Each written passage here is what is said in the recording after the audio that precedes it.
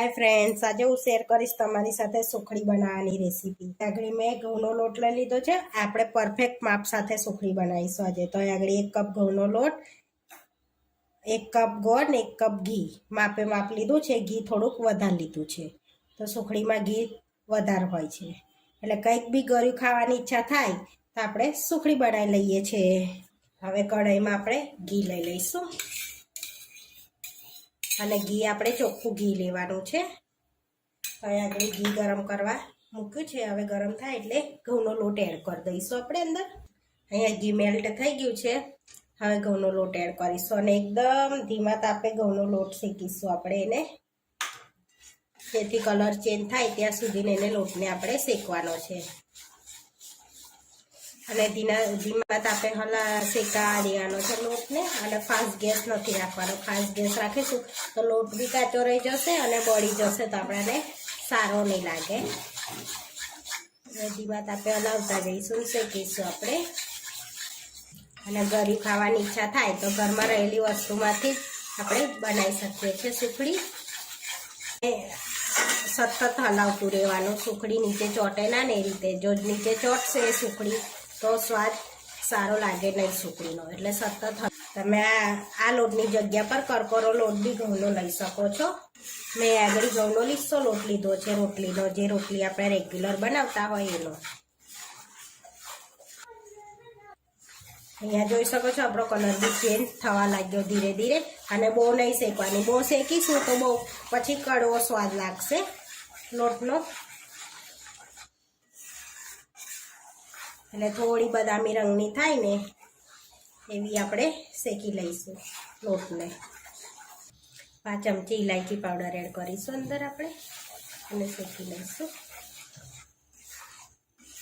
હવે શેકાઈ ગયો છે આપણો લોટ। હવે ગેસ આપણે બંધ કરી દઈશું અને ગેસ પરથી નીચે ઉતારી લેવાનું છે, કારણ કે નીચે ગેસ ગરમ હોય ને એટલે લોટ આપણો બળી શકે છે, એટલા માટે। તો હવે થોડોક ઠંડો થવા દઈશું આપણે લોટને, બહુ નહીં એટલે મીડિયમ, આમ થોડોક ઠંડો। ત્યાં સુધી આપણે પ્લેટને ગ્રીસ કરી લઈશું। 1 ચમચી ઘી લઈ લીધું છે। હવે આપણે સ્પ્રેડ કરી લઈશું, ઉપર આપણે ફેલાઈ લઈશું ડીશ પર આ રીતે। હવે ગોળ એડ કરીશું આપણે, ઓગળે ને ત્યાં સુધીને આપણે હલાવીશું ગોળને, કે ગોળ બધો ઓગળી જાય અંદર, એ રીતના આપણે હલાવવાનો છે।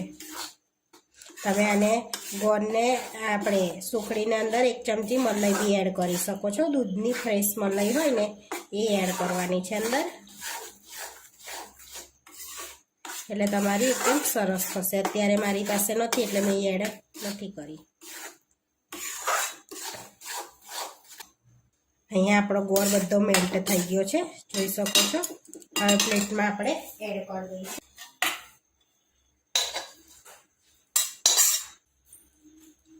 આ રીતે આપણે એ કરી લેવાનું છે, ફેલાઈ લેવાનું છે।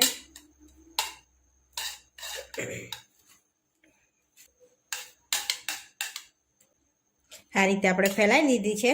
હવે થોડી ઠંડી થાય ને એટલે આપણે કટ લગાડી લઈશું। હવે આપણે કટ લગાડી લઈશું।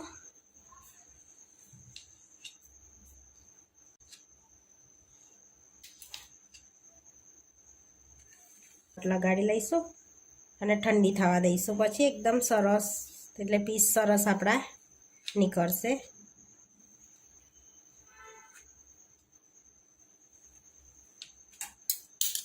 સુખડી સરસ ઠંડી થઈ ગઈ છે, જોઈ શકો છો એકદમ આમ પોચી રૂ જેવી થઈ છે આપણી સુખડી। હવે આપણે સર્વ કરી લઈશું। જો કેટલા સરસ પીસે પડ્યા છે આપણી સુખડીના।